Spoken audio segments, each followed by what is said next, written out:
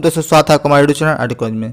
बहुत सारे स्टूडेंट जो फर्स्ट सेमेस्टर में है उनको मेरा डाउट है कि अगर इनकेस हम किसी सब्जेक्ट में फेल हो जाते हैं, लाइक हमारा अगर थ्योरी में फेल हो जाते हैं या फिर हमारा प्रैक्टिकल में कम मार्क्स आता है या फिर हमारा सप्ली हो जाता है प्रैक्टिकल की वजह से, या फिर हमारा थ्योरी में कम मार्क्स आने की वजह से हमारा सप्ली हो जाता है, तो क्या हमें इंटरनल एग्जाम देना पड़ेगा कि नहीं देना पड़ेगा। तो जो स्टूडेंट नए हैं उनको पता नहीं है कि एग्जामिनेशन रूल्स क्या क्या होते हैं। तो जैसे आप सबको पता है कि कलकत्ता यूनिवर्सिटी में सीबीएसई सिस्टम फॉलो होता है, तो उसके रिकॉर्डिंग आपको क्या कहा गया है सीबीएसई सिस्टम में, अगर आप प्रैक्टिकल एग्जाम में फेल होते हैं या फिर आप थ्योरी एग्जाम में फेल होते हैं तो क्या आपको इंटरनल एग्जाम देना पड़ेगा कि नहीं देना पड़ेगा। तो जानते हैं कि क्या कहता है आपका सीबीएसई सिस्टम। तो जैसे आप यहाँ पे देख सकते हैं, if a candidate secure pass marks in practical paper, module, project work, tutorial but fail in secured pass marks in tutorial exam, theoretical paper, module, the marks of practical paper, module, project work, tutorial along with internal assessment shall be। तो यानी कि अगर आप practical exam में पास हो जाते हैं या फिर फेल हो जाते हैं या फिर अगर आप थ्योरी एग्जाम में पास होते हैं या फिर फेल हो जाते हैं तो आपको फिर से इंटरनल एग्जाम नहीं देना पड़ेगा, क्योंकि आपका जो इंटरनल एग्जाम्स होता है वो एक ही बार होता है।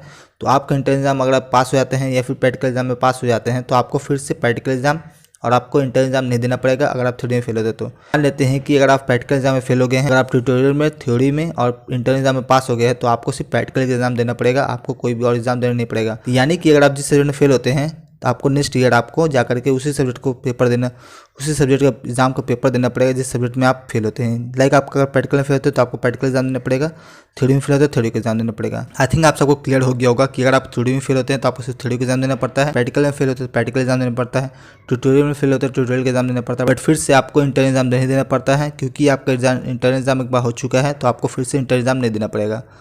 बस दोस्तों, आज के वीडियो में इतना ही। अगर आपको और भी कुछ जानना है सी से रिलेटेड या फिर अदर यूनिवर्सिटी से रिलेटेड तो आप मुझे कमेंट करके पूछ सकते हैं। बाकी दोस्तों मिलते हैं अगले वीडियो में। धन्यवाद।